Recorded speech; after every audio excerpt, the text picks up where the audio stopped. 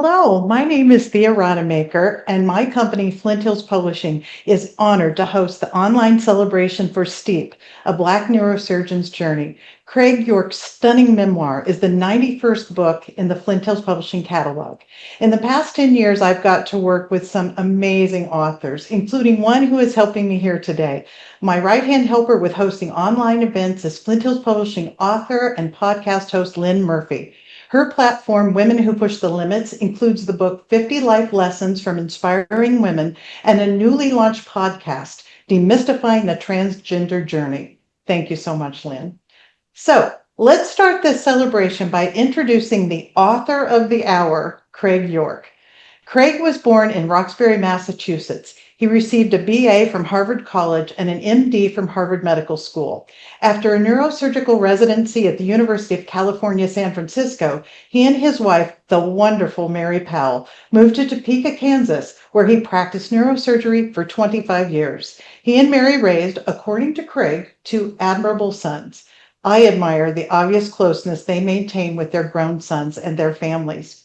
His professional credentials are impeccable, but it is his kindness and generous spirit that have made working with him such a pleasure. It may not surprise you to learn that Craig demands a lot from himself. In my opinion, this book shines because of his efforts. If you are a lover of memoir, I highly recommend the book, The Art of Memoir by Mary Karr. In it, she writes, however many intellectual pleasures a book may offer up, it's usually your emotional connection to the memoir's narrator that hooks you in. And how does she do that?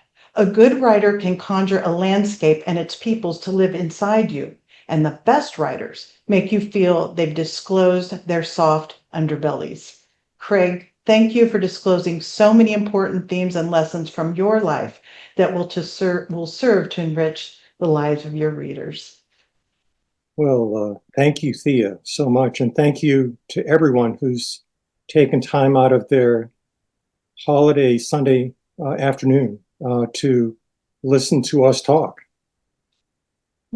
Well, I, for one, am really excited to be here, Craig, and I'm going to ask you your first question. What is the origin story of this book? Why did you write it? About 3 years ago, I was standing in a local bookstore looking at the Black Studies shelf, and I saw a lot of scholarship. I saw a lot of rigor. I saw a lot of closely argued books. I saw a grim diagnosis of America's situation. I saw heroes, I saw celebrities. What I did not see really was a sense of remedy for the situation. And I didn't see any shelf space for the life of one guy in one time and one place. So the book began as a letter to our sons. And as time passed, it grew. And it grew as I came to terms, got friendly with my own history.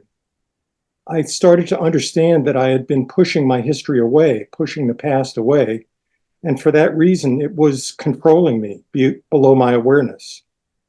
And as I got friendly with my past, I got a sliver of freedom from the past and from the future as I did the work of writing and remembering. And I can only hope that Steep gives the reader a fraction of what it's given me in that sense. Well, I can assure your future readers that, in my opinion, it definitely does. I've read your book many times now, but I can't wait to hear you read it in your own voice. Will you share a reading with us, please? Yeah, this first excerpt comes from 1963, October. I'm in the 9th grade at a very competitive public high school in Boston, and I bring home a C in first semester algebra. It came from a pretty imperious guy, Mr. McCormick, and my mother instantly arranges a meeting for us with Mr. McCormick. And at that meeting, he makes clear to both of us that just reaching the 9th grade at this school meant a serious overachievement for someone like me, and that I was obviously doing my best. At that point, my mother was hard to recognize because she was so deferential, deferential almost to the point of disappearing. She did get copies of the upcoming assignments, and we left, got on the subway, came home, and this is where the excerpt begins. Once home, she said little. No need by now to name our mortal enemy or to review the existential stakes at play here in this algebraic arena. She had just delivered her latest masterclass in guile, her private tutorial in invisibility. Public stagecraft was matched now by intimate fury and deadly zeal for combat. Her breath came quickly. She took grim pleasure in the terrain of this battlefield, reminding me that mathematics gave less scope than English composition for bigotry, that my mission was to deliver bulletproof letters and numbers. The veins of her neck rose, but her voice did not. She hissed that my childhood was long past, that Dad would tutor me each night at our kitchen table, that I must certainly become a credit to the race.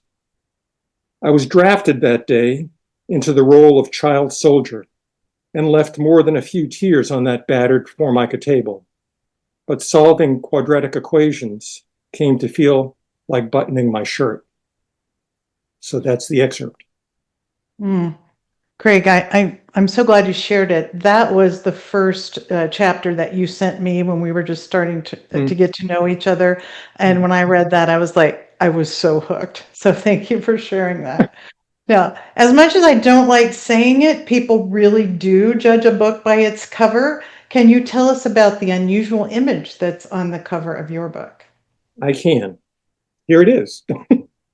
I knew from the start that I wanted this image on the cover, but I didn't really understand why.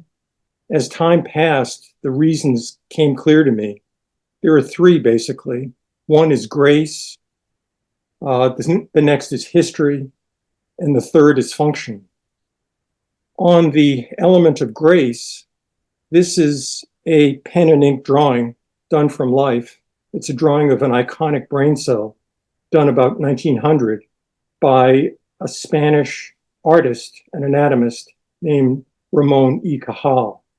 And to my eye, it's beautiful. And it gets more beautiful, actually, if you know the history. And the history is that in 1900, when he was making this drawing, expert opinion was that there was no such thing as an individual brain cell, that the brain was a network, a giant network that worked by some unknown mechanism.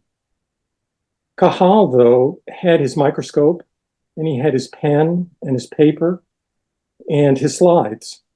And he quietly drew cells like this for a couple of years. And then in 1902, he showed up at a major medical meeting and laid out these drawings and his microscope and his slides. And he called over the leading lights of the day, and he said, you know, gentlemen, I think you're wrong. I think that the brain actually is built of many uncountable numbers of nerve cells. And I believe that's true, even though my microscope is too weak to actually show that separation. And he said, furthermore, I think that because of the way the structure is, these cells must communicate with each other electrically, though I can't prove it. Well, 30 years later, he's proven right. But the epical moment historically is that he won the room in 1902. And he was awarded the Nobel Prize in 1905 for medicine. The historical earthquake for me is that this discipline that we talk about, neuroscience, that's so high technology and so sophisticated, begins with a pen and ink drawing by an artist. So that's the history. Finally, there's the function, what these cells do. There's about 15 million of them that are quietly sitting at the bottom of every single person's brain, and they have only one function, which is to restrain excessive muscle tension. These cells are exquisite listeners. All of these fibers in the middle of the cover are basically a biological GPS system. They tell the body, the muscles, exactly where they are in space from moment to moment. The cell listens brilliantly, and it speaks just this tiny fiber here. And what that fiber does, it tells muscles to relax. It tells them to calm down. It is entirely inhibitory. And why is that important? Well, if you want to feed yourself and not throw your food across the room, you need these cells to restrain your muscle contraction. If you want the muscles of your eyes to track smoothly across a line of print, you need these cells. So on this cover, there is grace, there's history, and there's function.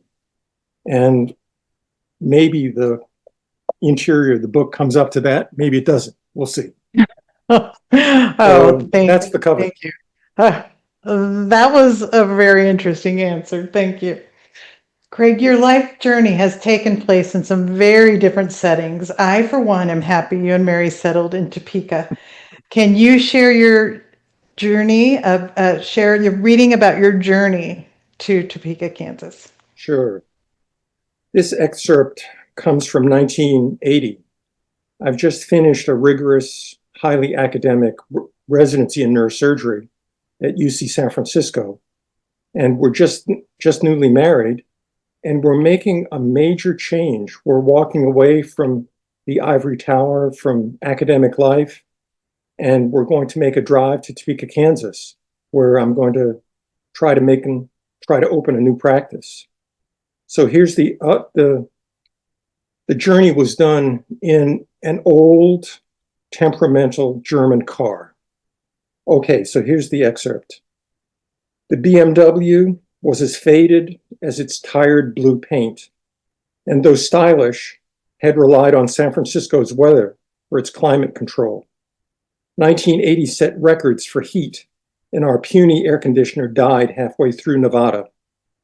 Filling the back seat were Mary's personal friends, a host of houseplants.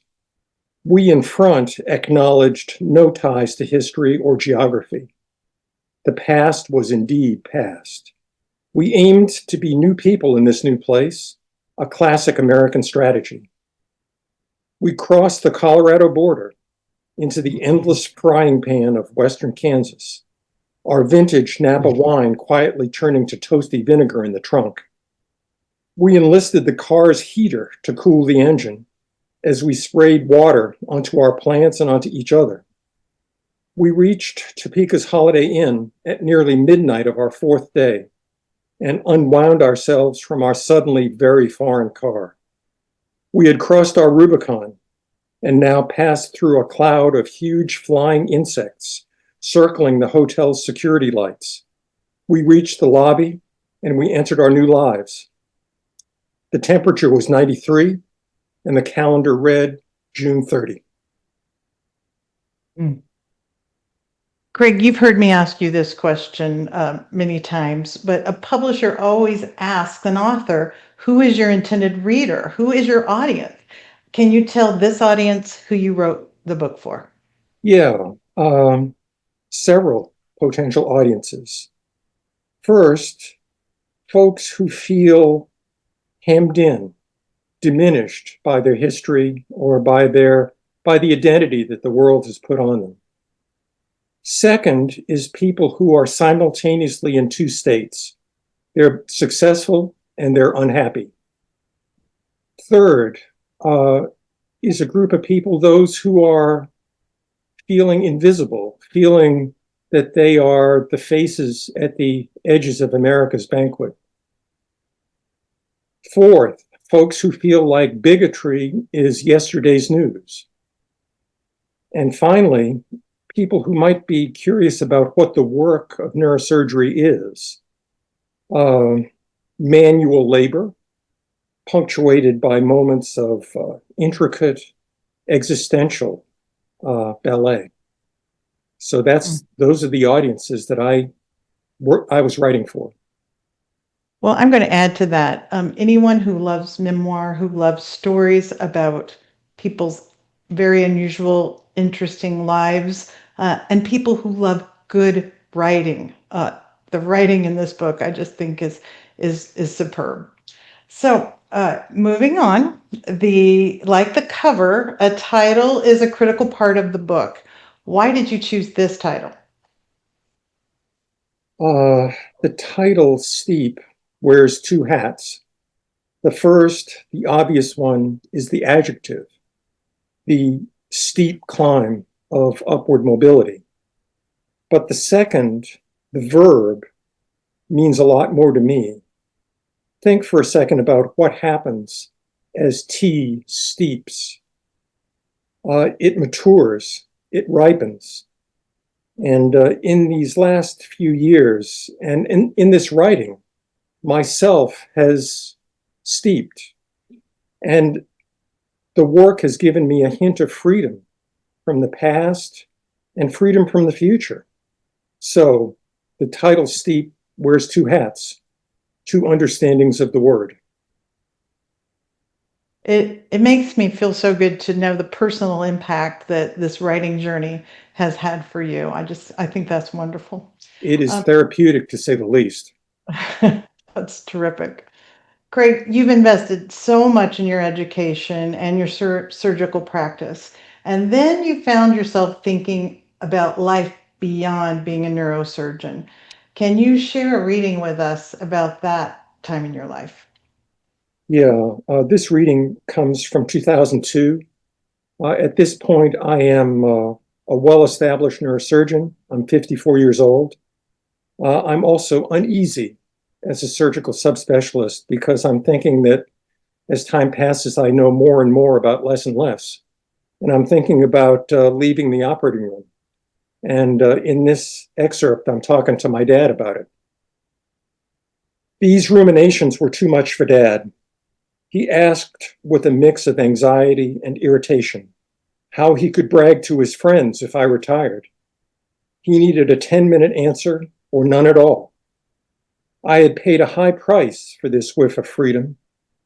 I just shook my head in wonder and hugged his rock-hard barrel chest for a long moment. My technical skills and my reputation were peaking. My ancestors chanted that I hadn't done enough or well enough. But I really had done a great deal. And after 25 years, enough was finally enough. Enough clipped aneurysms and broken necks, enough brain tumors, enough short nights, enough mayhem, and enough tears.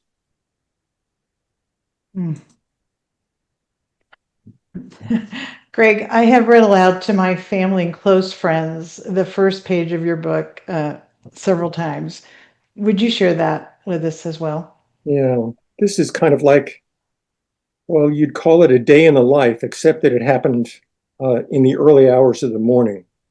And it's kind of a complex little vignette that turns social structures a little bit on their head.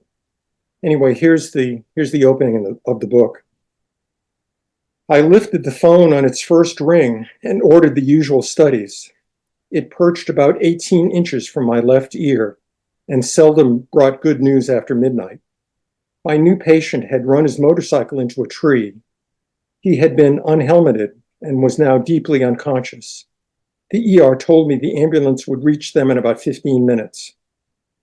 I swung my legs left and stood. Neurosurgery was my day job, a practice humming with variety. I also covered Topeka's hospitals and the surrounding region in Northeast Kansas every other night and every other weekend. These calls were not infrequent. My beeper, wallet, and keys were in their usual places by the bathroom sink, my clothes draped on the door's hook. The drive to the ER took 5 minutes. No need to speed. The roads were empty. He and I arrived together. Unnumbered fragments of gravel, glass, and dirt were embedded in his face and arms. A cervical collar placed in the field protected his spinal cord. Bleeding from the scalp had slowed, but his blonde mane was matted with clot. He didn't move or resist the presence of the plastic tube in his windpipe. The smells were routine for that hour in that little brilliantly lit cubicle. Alcohol, seasoned liberally with blood and vomit. A urine drug screen would later reveal he'd made serious efforts to alter his mind. I moved toward the gurney as the nurse began shearing off his t-shirt. She stopped just short of his collar, recoiled, hissed, cussed. I looked up to see the tattoo covering his chest. The large block letters proclaimed white power. Thank you, Craig. Final question. What do you want people to understand when they walk away from this book? And is there a particular section in the book you want to share with us that might answer this question too? Yeah, that's a tough one, Thea. I'm not sure I can do better than this little paragraph almost at the end of the book. It's summing up things a bit. Here it is. This little book began as a letter to our sons to say what's nudged aside in the press of family gatherings. To look back has been a blessing. I've gained much from the effort, but don't presume to instruct them or you. This is no sermon, only scenes from a life. I am no victim, and my words no invitation to outrage. I was forged to live in a world far more hostile than the one I've come to occupy. And maintaining balance in the face of such rapid change has been a trial.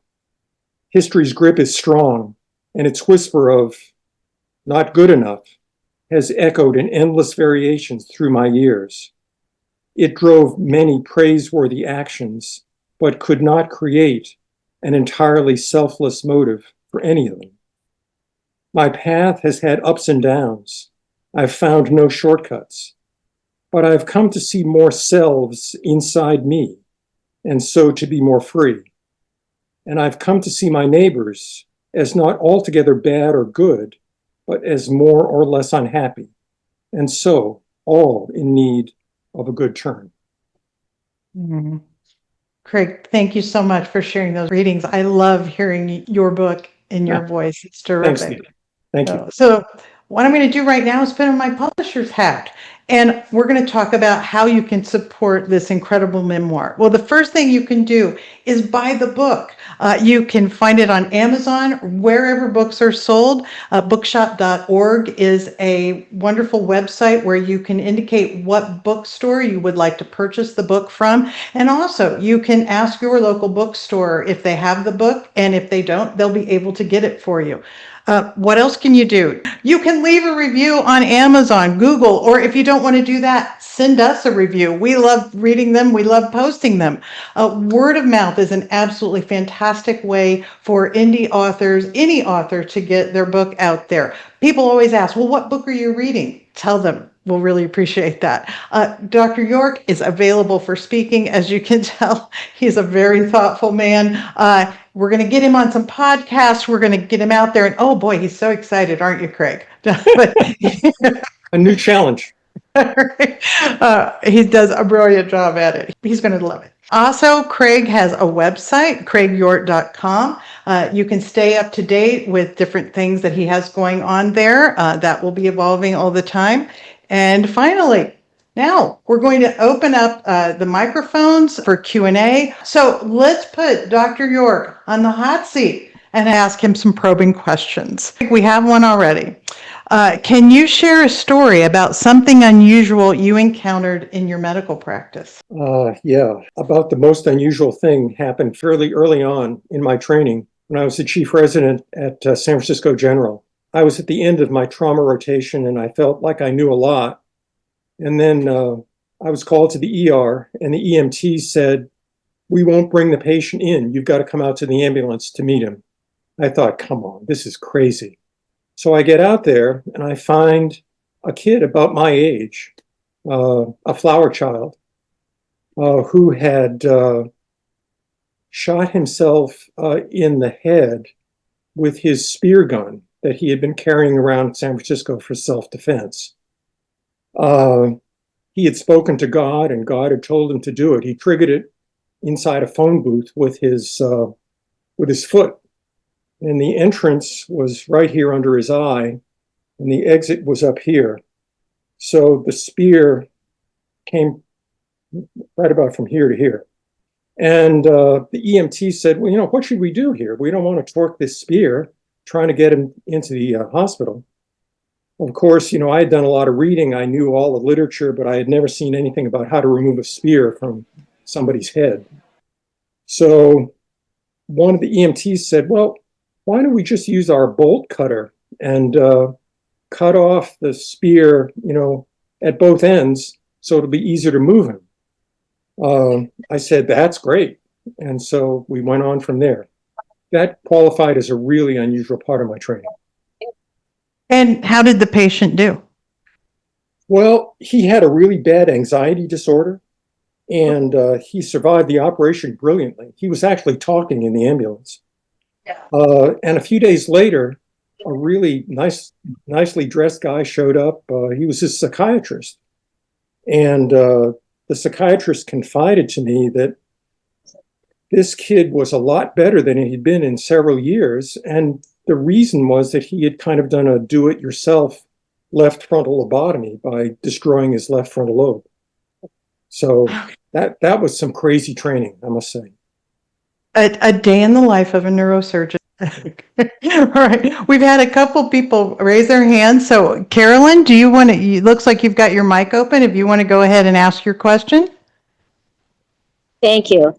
I was absolutely fascinated with your recall on all of the cases that you wrote.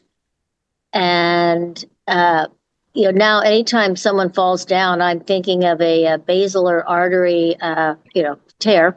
But you also left out about taking a tumor off of my mother-in-law's spine and allowing her to walk and teach for another 20 years, which we were extremely grateful. But I said, hey, don't worry, Frances, you've got Dr. Yorke. It's going to be perfect. It always is. But no pressure. My biggest concern was the book was so great, but how do you end it? How do you end a memoir so vast of knowledge when you're still alive with just the last few days? I really want a second edition. Right. Yesterday, I was talking to a really smart lawyer. We were having coffee, and somebody said, well, why don't you write a second book? And he said, well, he told me a story from the courtroom. He was a young lawyer making a passionate argument in court, and he was getting into it. And the judge called him to the bench. He said, approach the bench. And he came up and he said, what's the problem, Your Honor? And the judge said, up to this point, I'm right with you. Are you really sure you want to keep talking? So, for the moment, I've said enough. You have some promotional work to do as well, Dr. Yorke. There you go. All right. Kelly, I see your hand up, and you want to go ahead and ask your question? Sure. Well, I just bought your book. I'm so excited. I can't wait to read it. I've been hearing about it from Thea. Sorry, it's loud behind me, so I'll be short and sweet. But I love hearing you tell some of these stories. And I'm wondering about your audiobook. So even though you're not going to write a second follow-up book yet, maybe will there be an audio version of your book? I hope so. I would probably lateral that question to Thea.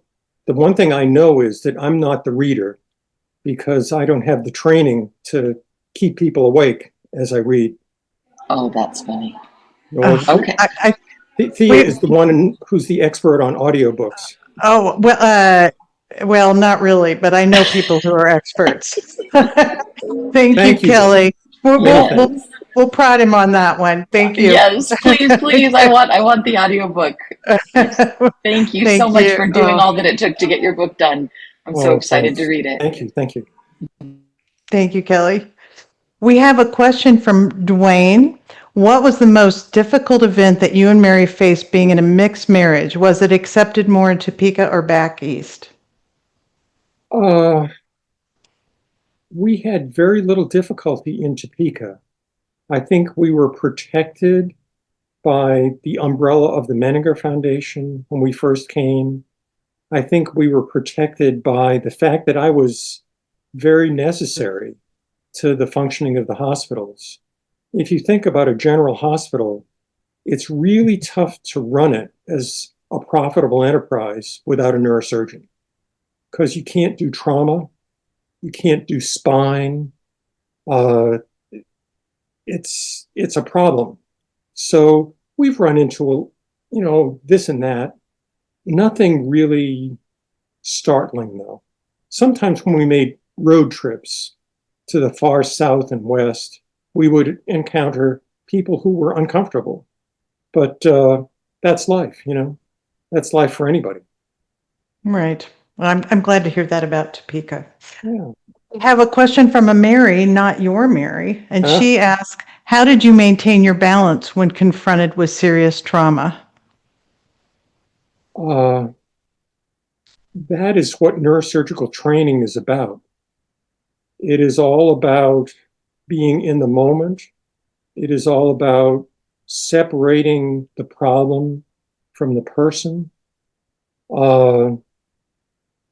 The training that neurosurgeons get is very severe, less severe now apparently than it used to be. And people have talked about it as toxic and dangerous.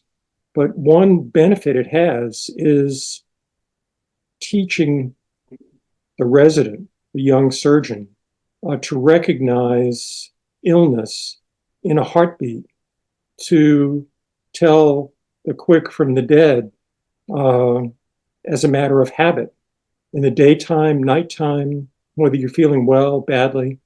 So the training, was a major factor for me.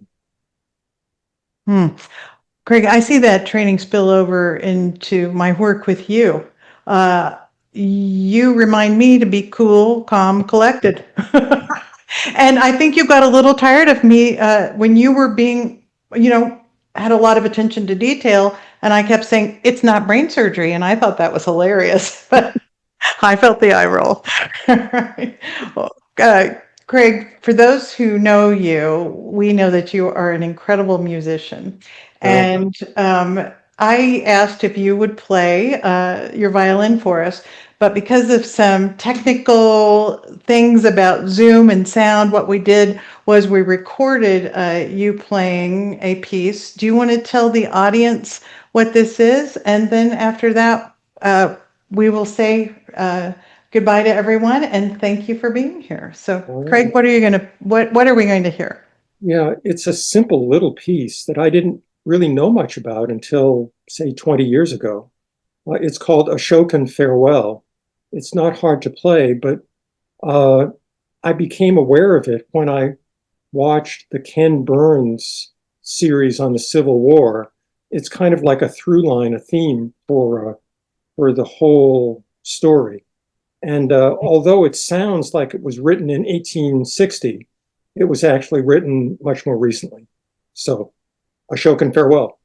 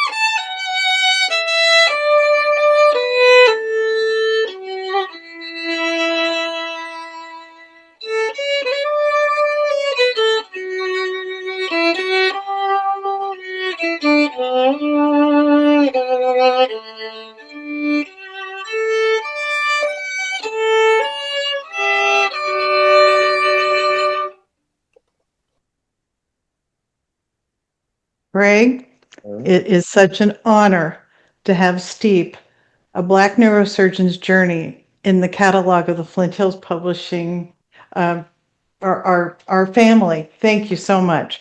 And thank you. Last point, that little red violin has a starring role in the book. Yes, it does. There's a good story about it. Yes, it does. I hope everyone will support Craig's book, tell your friends about it, and thank you so much for spending your afternoon with us today. And stay in touch. Check out his website, craigyorke.com. Thank you so Thanks, much, everybody. everybody. Bye-bye.